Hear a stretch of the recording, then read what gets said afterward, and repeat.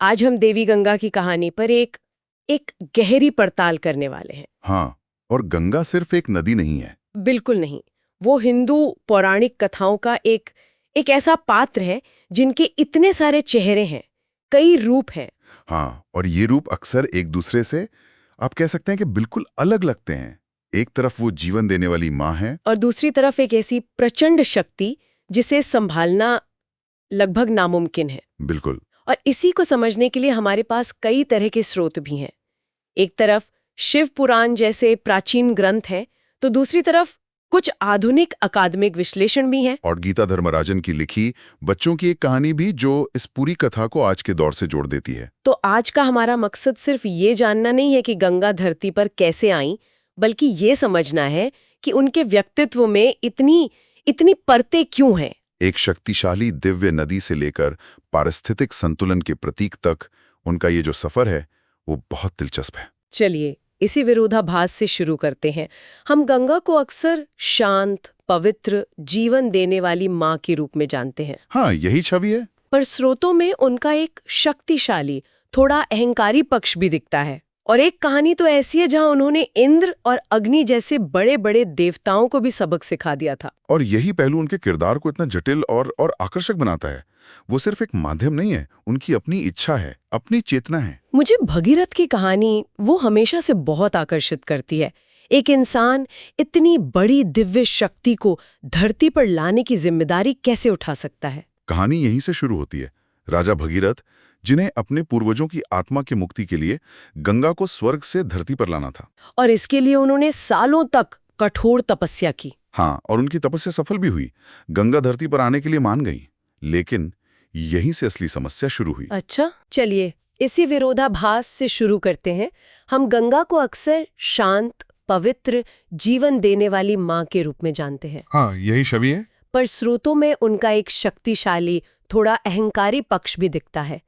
और एक कहानी तो ऐसी है जहां उन्होंने इंद्र और अग्नि जैसे बड़े बड़े देवताओं को भी सबक सिखा दिया था। और यही पहलू उनके किरदार को इतना जटिल और आकर्षक बनाता है। वो सिर्फ एक माध्यम नहीं है, उनकी अपनी इच्छा है, अपनी चेतना है। मुझे भगीरथ की कहानी वो हमेशा से बहुत आकर्षित करती है। एक इंसान इतनी बड़ी दिव्य शक्ति को धरती पर लाने की जिम्मेदारी कैसे उठा सकता है? कहानी यहीं से शुरू होती है। राजा भगीरथ, जिन्हें अपने पूर्वजों की आत्मा की मुक्ति के लिए गंगा को स्वर्ग से धरती पर लाना था। और इसके लिए उन्होंने सालों तक कठोर तपस्या की। हाँ, और उनकी तपस्या सफल भी हुई। गंगा धरती पर आने के लिए मान गई। लेकिन यहीं से असली समस्या शुरू हुई। अच्छा, ये कोई साधारण नदी नहीं थी। उनका प्रवाह, उनका वेग, वो इतना शक्तिशाली और प्रचंड था कि अगर वो सीधे स्वर्ग से धरती पर उतरती तो पृथ्वी उनके वेग से ही फट जाती, पाताल में समा जाती। ये कैसी दुविधा होगी भगीरथ के लिए? बिल्कुल। मतलब जिस समाधान के लिए इतनी मेहनत की, वही समाधान अब सबसे बड़ी मुसीबत बन गया। तो क्या शिव के अलावा कोई और विकल्प था ही नहीं? कोई भी नहीं, सिर्फ शिव ही थे, वो महातपस्वी जो इस ब्रह्मांड की किसी भी ऊर्जा को अपने अंदर समा सकते थे। तब भगीरथ ने शिव की प्रार्थना की। हाँ, और शिव उनकी भक्ति से प्रसन्न हुए और मदद करने के लिए तैयार हो गए। वो कैलाश पर्वत पर जाकर खड़े हो गए, अपनी जटाओं को खोलकर, जैसे वो उस दिव्य प्रपात का सामना करने के लिए तैयार हों। वाह! तो शिव की जटाएं एक तरह से दुनिया का पहला और सबसे बड़ा शॉक एब्जॉर्बर बन गईं। क्या ग्रंथों में इसका वर्णन कुछ ऐसा ही है, एक भूल भुलैया की तरह? बिल्कुल। शिव पुराण में इसका वर्णन बहुत काव्यात्मक है। जब गंगा पूरे वेग और अपने अहंकार के साथ नीचे उतरी, तो वो शिव की जटाओं के जाल में खो गईं। हाँ, महीनों तक वो रास्ता ढूंढती रहीं, लेकिन बाहर नहीं निकल पाईं। उनका सारा वेग, सारा अभिमान शिव की जटाओं की गहराई में शांत हो गया। तो ये सिर्फ बाढ़ रोकने की कहानी नहीं है, ये तो एक तरह का कॉस्मिक सबक है। हाँ, आप इसे ऐसे समझिए कि कच्ची अनियंत्रित शक्ति, चाहे वो कितनी भी दिव्य क्यों ना हो, जब तक उसे एक मकसद और सही दिशा नहीं दी जाती, वो विनाशकारी होती है। शिव यहाँ सिर्फ एक बांध नहीं है, बल्कि एक मार्गदर्शक की भूमिका निभा रहे हैं। वो गंगा की शक्ति को खत्म नहीं करते, उसे अनुशासित करते हैं और फिर शांत धाराओं के रूप में पृथ्वी पर बहने देते हैं, ताकि वो जीवन दे सकें, विनाश नहीं। बिल्कुल। तो हमने अभी बात की कि कैसे गंगा की शक्ति को नियंत्रित किया गया, लेकिन जैसा हमने शुरू में कहा था, स्रोतों में ऐसी कहानियां भी हैं जहां वो खुद दूसरों को नियंत्रित करती हैं, दूसरों का अहंकार तोड़ती हैं। हाँ, और यही बात इन कहानियों को सिर्फ पौराणिक कथाओं से ज्यादा बनाती है। वो कोई ऐसी प्राकृतिक शक्ति नहीं है जिसे बस मोड़ दिया गया। नहीं, उनका अपना एक व्यक्तित्व है, अपनी इच्छाएं हैं और कभी-कभी अपना अहंकार भी। एक बहुत प्रचलित कथा है जो हमें कई लोक कथाओं और टीवी धारावाहिकों में मिलती है। अच्छा। एक युद्ध में देवताओं ने असुरों पर विजय प्राप्त की और इस जीत के बाद इंद्र, अग्नि और वायुदेव में अहंकार आ गया। उन्हें लगने लगा कि ये जीत सिर्फ उनकी अपनी शक्ति की वजह से हुई है। हाँ, वो ये भूल गए कि उनकी शक्ति भी उसी परम सत्ता से आती है जिसने पूरे ब्रह्मांड को बनाया है। तब गंगा ने उन्हें सबक सिखाने का सोचा। बिल्कुल। कहते हैं कि देवी ने एक साधारण भीलनी, एक आदिवासी महिला का रूप धारण किया और देवताओं के रास्ते में एक मामूली सा तिनका रखकर बैठ गई।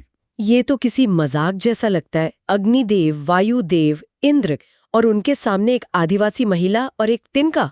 उन्होंने इसे गंभीरता से नहीं लिया होगा पहले। बिल्कुल नहीं। सबसे पहले अग्निदेव आगे बढ़े। भीलनी रूपी गंगा ने मुस्कुराकर कहा, हे अग्निदेव, आप तो पूरे ब्रह्मांड को भस्म कर सकते हैं।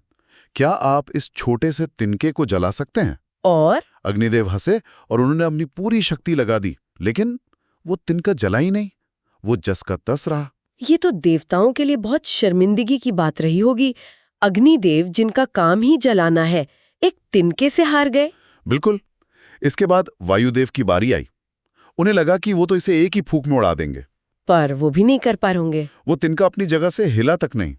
अंत में इंद्र आए, उन्होंने उसे उठाने की कोशिश की, लेकिन वो भी असफल रहे। इसमें एक दिलचस्प बात यह है कि उन्होंने एक भीलनी का ही रूप क्यों चुना, कोई रानी या देवी का रूप क्यों नहीं? ये बहुत महत्वपूर्ण सवाल है। भीलनी का रूप चुनकर वो देवताओं के शक्ति के ढांचे को ही चुनौती दे रही थी। वो ये दिखा रही थीं कि दिव्य ज्ञान और असली शक्ति किसी पद या स्थान तक सीमित नहीं है। मतलब वो समाज के सबसे सरल व्यक्ति के रूप में भी प्रकट हो सकती हैं। हाँ, ये देवताओं के इस अहंकार पर सीधा प्रहार था कि शक्ति सिर्फ स्वर्ग में रहने वाले अभिजात वर्ग के पास है। तो एक तरफ गंगा देवताओं का अहंकार तोड़ रही हैं और दूसरी तरफ हमने देखा कि शिव उनका अहंकार तोड़ रहे हैं। ये विरोधाभास उनके चरित्र को बहुत जटिल बनाता है ना? बिल्कुल। पर एक कहानी और है जहां उनका खुद का अहंकार एक मुद्दा बन जाता है। आप ऋषि जहनु की कहानी की बात कर रही हैं। हाँ, जब गंगा शिव की जटाओं से निकलकर धरती पर बहने लगी तो अपने प्रवाह में वो इतनी मग्न थीं कि रास्ते में जो कुछ आया उसे बहाती चली गईं। और इसी दौरान उनके पानी से ऋषि जहनु के यज्ञ स्थल में बाढ़ आ गई। उनका सारा पवित्र सामान बह गया। गंगा को शायद अपनी शक्ति का इतना गुमान था कि उन्होंने एक तपस्वी के पवित्र स्थान का भी ध्यान नहीं रखा। इससे ऋषि जहनु क्रोधित हो गए। और वो कोई साधारण ऋषि नहीं थे। बिल्कुल नहीं। अपनी तपस्या से उन्होंने अपार शक्तियां अर्जित की थीं और उन्होंने जो किया वो तो अकल्पनीय है। उन्होंने पूरी नदी पी ली। हाँ, उन्होंने अपनी योग शक्ति से एक ही घूंट में पूरी गंगा नदी को पी लिया। पूरी की पूरी नदी उनके शरीर में समा गई। तो धरती पर गंगा का प्रवाह रुक गया। हाँ, और इससे भगीरथ का मिशन तो फिर से अटक गया। बिल्कुल। तब सभी देवताओं ने आकर ऋषि जहनु से प्रार्थना की कि वो गंगा को मुक्त कर दें। ऋषि का क्रोध शांत हुआ और उन्होंने गंगा को अपनी जांघ या कुछ कथाओं के अनुसार अपने कान से बाहर निकाला। अच्छा, इसीलिए गंगा को जाह्नवी भी कहते हैं। हाँ, यानी जनु की बेटी। ये कहानी दिखाती है कि गंगा की शक्ति को भी सीमाएं दिखाई जा सकती थीं और उन्हें भी विनम्रता का पाठ सीखने की जरूरत थी। ये सारी कहानियां हजारों साल पुरानी हैं, लेकिन जब आप आज के हालात देखते हैं, उत्तराखंड की बाढ़, हाँ, खासकर उत्तराखंड जैसी जगहों पर आई विनाशकारी बाढ़, तो ये पौराणिक कथाएं अचानक बहुत प्रासंगिक लगने लगती हैं। एकदम। गंगा का पालक और विनाशक दोनों रूप आज के पर्यावरण संकट में साफ दिखाई देता है।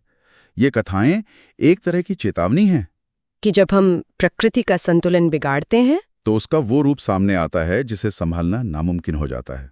ये हमें याद दिलाती हैं कि प्रकृति की शक्ति का सम्मान करना कितना जरूरी है।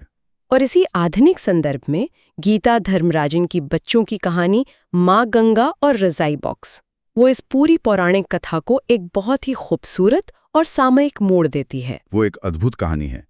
इसमें गंगा को एक थकी हुई प्रदूषित नदी के रूप में दिखाया गया है। इंसानों ने उन्हें इतना गंदा कर दिया है कि वो थक चुकी हैं। हाँ, और जब गांव में बाढ़ और मिट्टी का कटाव होता है तो गांव वाले उन्हीं को दोष देने लगते हैं। इससे गंगा नाराज हो जाती हैं और एक रजाई के बक्से में छिप जाती हैं। और बाहर आने से मना कर देती हैं। उनका नदी का तल सूख जाता है और वो गांव वालों के सामने एक शर्त रखती हैं कि जब तक वे उनके लिए भगवान शिव की जटाएं लेकर नहीं आएंगी वो बाहर नहीं निकलेंगी। और गांव वाले हैरान परेशान हो जाते हैं कि वो भला शिव की जटाएं कहाँ से लाएं। बिल्कुल। और यहीं कहानी की नायिका यशो नाम की एक छोटी लड़की इस पहेली को सुलझाती है। वो समझ जाती है कि गंगा असल में क्या मांग रही हैं। शिव की जटाएं वो कोई जादुई चीज नहीं बल्कि पेड़ों की घनी जड़ों और शाखाओं का प्रतीक हैं। हाँ, जो मिट्टी को बांध कर रखती हैं और पानी के बहाव को नियंत्रित करती हैं, ठीक वैसे ही जैसे शिव ने गंगा के वेग को किया था। ये कहानी मूल पौराणिक कथा के सार को पकड़कर उसे आधुनिक प्रासंगिकता से जोड़ देती है। गांव वाले मिलकर पेड़ लगाते हैं, जंगल को फिर से उगाते हैं।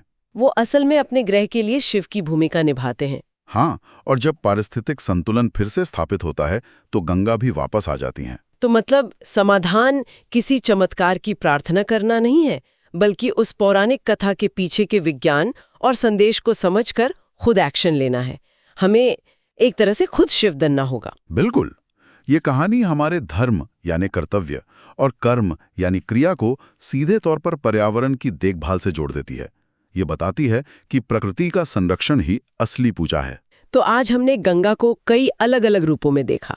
भगीरथ के लिए मोक्ष लाने वाली देवी, इंद्र और अग्नि जैसे देवताओं का अहंकार तोड़ने वाली परम शक्ति, एक ऋषि द्वारा एक ही घूंट में पी ली जाने वाली प्रचंड नदी, और अंत में पारिस्थितिक संतुलन का एक आधुनिक प्रतीक जो हमें हमारी जिम्मेदारियों की याद दिलाती हैं। इसका मुख्य सार यही है कि ये सिर्फ कहानियां नहीं है। नहीं, ये शक्ति, अहंकार, जिम्मेदारी और प्रकृति, मानवता और दिव्यता के बीच के बेहद नाजुक रिश्ते पर एक बहुत गहरा विश्लेषण है। गंगा का हर रूप हमें संतुलन के बारे में कुछ न कुछ सिखाता है। और ये श्रोताओं के लिए सोचने वाली एक दिलचस्प बात छोड़ जाता है। हमने देखा कि गंगा के अहंकार को शिव और ऋषि जाहनु ने नियंत्रित किया, लेकिन देवताओं वाली कहानी में वो खुद अहंकार को नियंत्रित करने वाली शक्ति थीं। तो ये एक सवाल खड़ा करता है कि कब शक्ति एक ऐसा अहंकार बन जाती है जिसे नियंत्रण की जरूरत होती है, और कब वही शक्ति एक न्यायपूर्ण शक्ति होती है जो संतुलन बहाल करती है और विनम्रता सिखाती है। और ये कौन तय करता है?